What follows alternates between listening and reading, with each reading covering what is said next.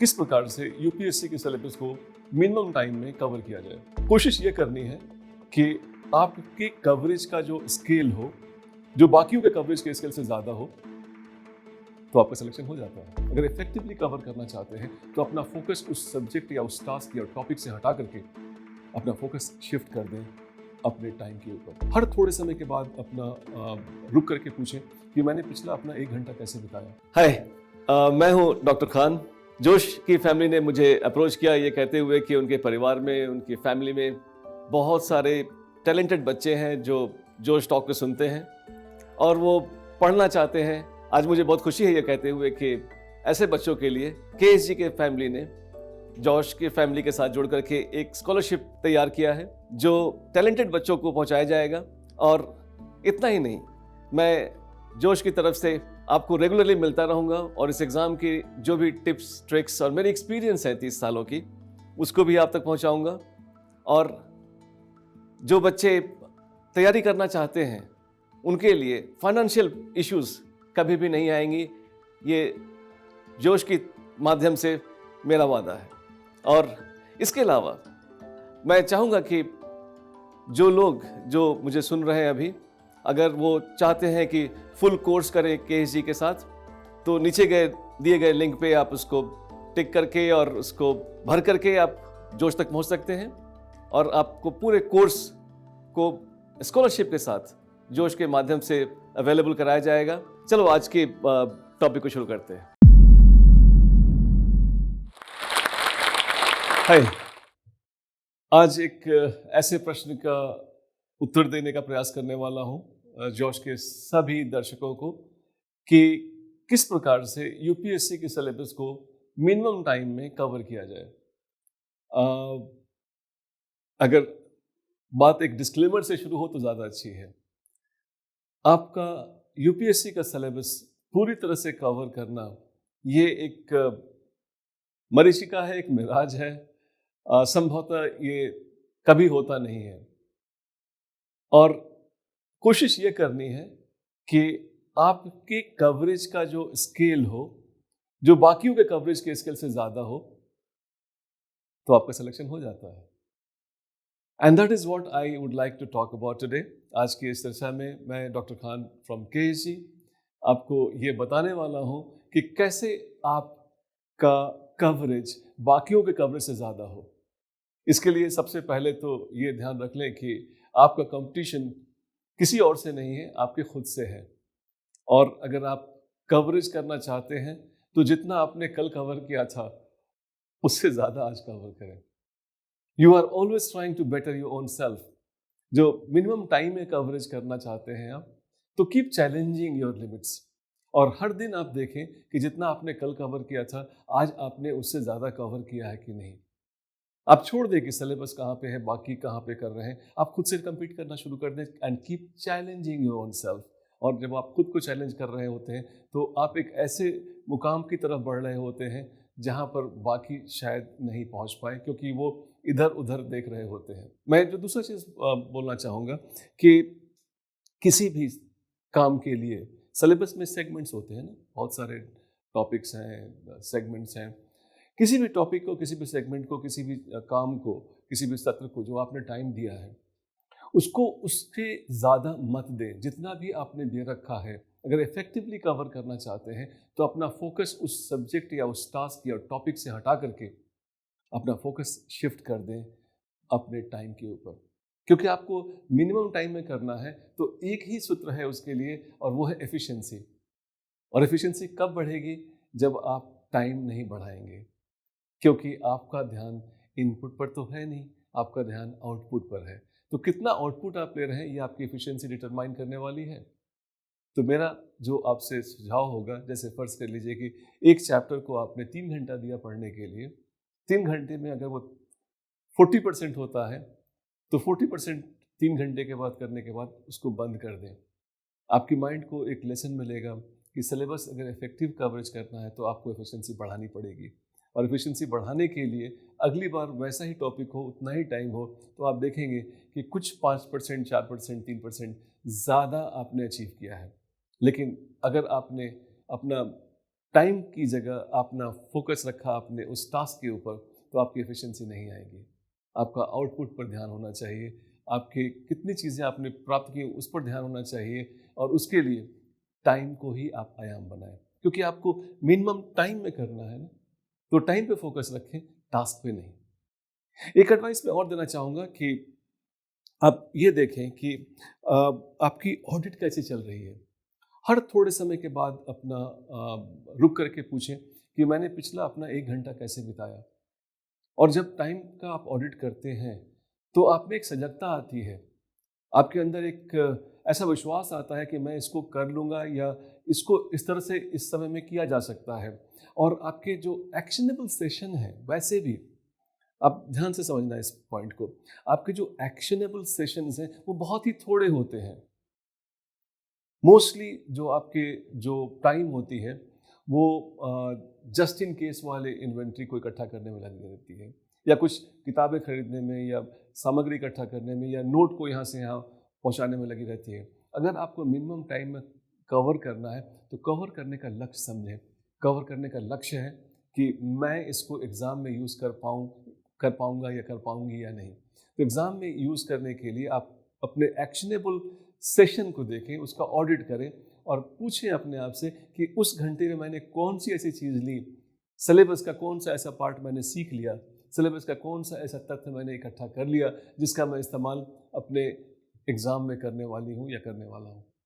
That audit is very important, और ये आपको मिनिमम टाइम में आपके जो एक्शनेबल सेशंस हैं उनको बनाएगा, और उस एक्शनेबल सेशंस के ज़रिए आप अपने डेस्टिनेशन पर जल्दी पहुंचेंगे, मिनिमम टाइम में ज़्यादा कवरेज होगा।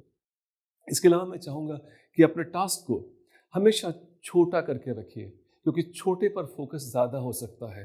अगर टास्क को आपने बड़ा रख दिया, 2 वीक का टाइम दे दिया, तो इतने टाइम में, या 1 वीक का टाइम दे दिया, 1 दिन का टाइम दे दिया, तो बहुत सारे नॉइजेज आ जाते हैं, और उन नॉइजेज से आपका डेविएशन हो जाता है। मैं चाहूँगा कि छोटे से एक्शनेबल सेशन की इसकी मैं बात कर रहा था, उसको जितना भी छोटा हो सकता है उतना छोटा रखें, और उससे कुछ निकाल करके, सिलेबस का कुछ पोर्शन निकाल करके आप सोच लें कि ये मुझे याद हो गया। And that is something which is very important. अगर आप मिनिमम टाइम में कवर करना चाहते हैं, पूरे सिलेबस को कवर करना चाहते हैं, तो छोटे छोटे सेशन में उनको ब्रेक करके उस पर काम करना चाहिए। इसके अलावा आपके बहुत सारे डाउन टाइम्स होते हैं। डाउन टाइम का मेरा मतलब है कि कभी आप भटक गए, या कभी आपका मूड नहीं हुआ, या कभी कोई पार्टी आ गई, कभी हॉलीडेज हो गया। ये डाउन टाइम को कम से कम करें आप, क्योंकि जब आप ऑडिट कर रहे होते हैं तो आपको डाउन टाइम का एहसास होता है, एंड वो डाउन टाइम जितना कम से कम होगा, उतनी जल्दी, उतने मिनिमम टाइम में आपका कवरेज सिलेबस का बेटर हो सकता है। एक और चीज़ मैं बताऊं कि प्लानिंग बहुत ज़रूरी होती है, लेकिन प्लानिंग में हम सिर्फ एक ही चीज़ की प्लानिंग करते हैं कि कैसे हम इसको अचीव करें, क्या पढ़ लें, क्या सीख लें, क्या जान लें, क्या रट लें। लेकिन मैं आज एक चीज़ बताना चाहता हूँ कि you should plan for the unplanned. क्योंकि बहुत सारे लोग को मैंने देखा कि बार बार प्लानिंग बनाते हैं, और बार बार प्लानिंग बनाने का कारण उनका सिर्फ इतना होता है कि उनके प्लानिंग में कहीं भी कुछ स्कोप ऑफ अकोमोडेशन नहीं होता है, और बहुत सारी चीज़ें आप जानते हैं कि जिस पर आपका नियंत्रण नहीं होता है, और वो चीज़ें अगर घटित हो जाती हैं तो उनका सारा का सारा प्लानिंग ख़राब हो जाता है। तो अगर आप मिनिमम टाइम में सिलेबस का कवरेज करना चाहते हैं, तो हर थोड़े समय के बाद आपके पास अनप्लान्ड की प्लानिंग होनी चाहिए, और अनप्लान्ड की अगर प्लानिंग है तो जो संभवतः डिविएशंस आ रहे थे वो वहाँ पे अकोमोडेट हो जा सकते हैं। और अगर वो वहाँ पर नहीं है, तो कुछ आप अपने आप को छुट्टी दे सकते हैं, अपने आप को कुछ ऐसा मौका दे सकते हैं कि you enjoy yourself. I think that will also help you to have more efficiency. एक और चीज़ बताना चाहूँगा, अगर आपको रियली मिनिमम टाइम में पूरा सिलेबस ज़्यादा से ज़्यादा, अच्छा से अच्छा, बाकियों से बेहतर पूरा करना है, तो आप अपना फोकस क्वालिटी से हटा दें।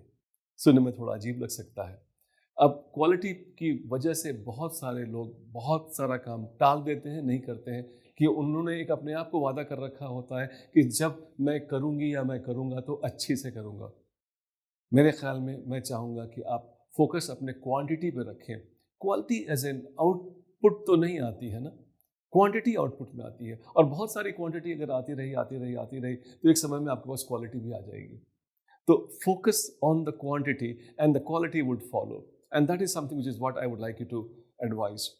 आजकल तो एक और चीज़ मैं आप लोगों को एडवाइस करने लगा हूँ कि अपने भटकाव को कम रखें। आप अगर मिनिमम टाइम में कवर करना चाहते हैं तो भटकाव नहीं होना चाहिए। अब तो टेक्नोलॉजी है हमारे पास, और जो स्टॉक बहुत सारे स्कॉलरशिप भी देता है लोगों को। आप कोशिश करके किसी ऐसे कोचिंग इंस्टीट्यूट से आप सामग्री ले सकते हैं जो आपके भटकाव को कम कर दे। ध्यान रखें, मैं एक कोचिंग इंस्टीट्यूट को रिप्रेजेंट करता हूं, बट मैं ये इस बात पर बिल्कुल मुझे कोई शक नहीं है, शंका नहीं है कहने में कि कोचिंग इंस्टीट्यूट आपके भटकाव को कम कर सकता है, आपके लिए पढ़ाई नहीं कर सकता है, कोचिंग इंस्टीट्यूट आपके लिए रिजल्ट नहीं पैदा कर सकता है। It is important for you that you should be using A coaching institute. एक टेक्नोलॉजी के सहारे आप कोचिंग का इस्तेमाल करके अपने भटकाव को कम करें। जब भटकाव कम हो जाएगा तो डेफिनेटली चलना तो आपको ही था। एक कोचिंग इंस्टीट्यूट के सहारे भी आप मिनिमम टाइम में मैक्सिमम कवरेज कर सकते हैं, क्योंकि कोचिंग इंस्टीट्यूट आपको सामग्री दे करके, आपको समझा करके आपके समय को बचा सकता है। तो ये भी एक तरीका है जिसको आप यूज़ कर सकते हैं। और टेक्नोलॉजी अब इतनी परिपक्व हो चुकी है कि आपको वो जानकारी आपके घर रहते हुए, घर पर बैठे हुए आपको मिल सकती है। आपके कॉलेज करते हुए, आपके जॉब करते हुए भी आपको जानकारी मिल सकती है। तो एक तरीका ये भी हो सकता है कि मिनिमम टाइम में मैक्सिमम कवरेज अगर सिलेबस से करना चाहें तो use technology and use the expert guidance in this regard so that you are able to achieve that. एक और चीज़ मैं चाहूँगा कि आप कुछ अपने पर्सनल रिजीम पर भी आप ध्यान दें, क्योंकि बहुत बार मैंने देखा कि डाउन टाइम लोगों का ज़्यादा इसलिए हो जाता है क्योंकि मेंटल स्ट्रेंथ उनमें नहीं रहती है। कई बार वो विचलित हो जाते हैं, कई बार एंग्जाइटी आ जाती है उनको। तो थोड़ा एक्सरसाइज रखें, अपने सोने का रिजीम ठीक रखें, एक्सरसाइज का रिजीम ठीक रखें, मेडिटेशन रखें। ये सारे ऐसी छोटी छोटी चीज़ें हैं जो आपको आपके टास्क पर बना कर रखती हैं। और मैं चाहूँगा कि अगर मिनिमम टाइम में आप ज़्यादा आउटपुट लेना चाहते हैं तो अपने आप को फिट रखना बहुत ज़रूरी है। और फिट रखने के लिए जो छोटी छोटी चीज़ें हैं, इसमें right from your eating habit to sleeping habit, to exercising habit, meditation habit, these all play a very very important role। मैं चाहूँगा कि उन पर आप ध्यान रखें और इस एग्ज़ाम को एक एक एक एक परियोजना की तरह देखें, एक प्रोजेक्ट की तरह लें। और आप देखें कि ये प्रोजेक्ट, चाहे वो बड़ा प्रोजेक्ट है, लेकिन इसके छोटे छोटे छोटे छोटे छोटे छोटे जो इसके प्रोसेस गोल्स हैं उनको आप अचीव करते चलें। और मेरे विचार से, जैसा मैंने बताया कि क्वालिटी को चेज़ करने की जगह अगर आप क्वांटिटी को चेज़ करते हैं तो क्वालिटी धीरे धीरे आपके अंदर आने लगती है। हाँ, लेकिन अगर क्वालिटी को ही अगर आपने ध्यान बना लिया है और वो एक बहुत ही सब्जेक्टिव विषय है तो वहाँ तक पहुँचना बहुत मुश्किल हो जाता है। आप कोशिश करें कि आपका सोने से पहले एक ऑडिट हो और देखा जाए कि आज आपने कितना अकॉम्प्लिश किया। और जैसे जैसे आपके ये अकॉम्प्लिशमेंट्स की सूची बढ़ती जाएगी, आपका सिलेबस कंप्लीट होता रहेगा। ध्यान रहे, आपका कंपटीशन एक ही व्यक्ति से है, वो है आप खुद। और जब आप अपने खुद से compete कर रहे होते हैं, मेरे ख्याल में आपके पास हमेशा कंपटीशन तैयार रहता है। और टाइम को फोकस रखिए, टास्क को नहीं। पूरे हिंदुस्तान को फोकस मत रखिए, अपने आप को फोकस रखिए। और आई एम श्योर कि एक दिन सफलता ज़रूर आपके घर पर दस्तक देगी। हमारी शुभकामनाएं आपके साथ हैं। हाय, मैं हूं doctor Khan, founder and director of KSG। मेरे बारे में जानने के बाद और मेरी कहानी सुनने के बाद जोश टॉक ने मुझे अप्रोच किया और उसके बैकड्रॉप में आज एक मैं बहुत बड़ा अनाउंसमेंट करने वाला हूं आपके लिए। जोश टॉक ये मानते हैं कि उनके परिवार में बहुत सारे प्रतिभावान व्यक्ति हैं, बहुत सारे टैलेंटेड लोग हैं और उनके पास देश में कुछ करने की बहुत बड़ी इच्छा शक्ति है। बट किसी वजह से, फाइनेंशियल कारणों से या कोई और ऐसी दिक्कत की वजह से, जिसकी वजह से वो उस गुणवत्ता के ट्रेनिंग और सपोर्ट को प्राप्त नहीं कर पाते हैं जो कि उन्हें उन सफलता के मुकाम तक ले जाएगी जहां पर वो देश की सेवा कर सकें। मैं मानता हूं कि देश के हर युवा में एक प्रतिभा है। जोश के माध्यम से आज मैं ये एक बड़ी अनाउंसमेंट करना चाहता हूं कि फाइनेंशियल इशू की वजह से अगर कोई स्टूडेंट अपनी प्रतिभा का प्रयोग नहीं कर पा रहा है तो वो दिक्कत आज के बाद नहीं रहेगी। आज आपको मैं जोश के माध्यम से ये बताना चाहता हूँ कि मैं बहुत बड़ी स्कॉलरशिप देना चाहता हूँ और ये इंश्योर करूँगा कि अगर देश में कोई टैलेंटेड व्यक्ति है जो कि पढ़ना चाहता है, कोर्स करना चाहता है और सिविल सेवा में जाना चाहता है, उसको फाइनेंशियल इशू की वजह से रुकना नहीं पड़ेगा।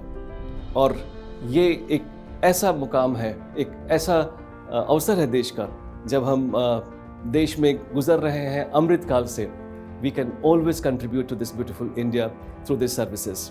इसके बारे में, जो स्कॉलरशिप के बारे में डिटेल्स चाहिए, वो नीचे दिए गए लिंक में अवेलेबल हैं, एंड हम साथ मिलकर आगे बढ़ते हैं।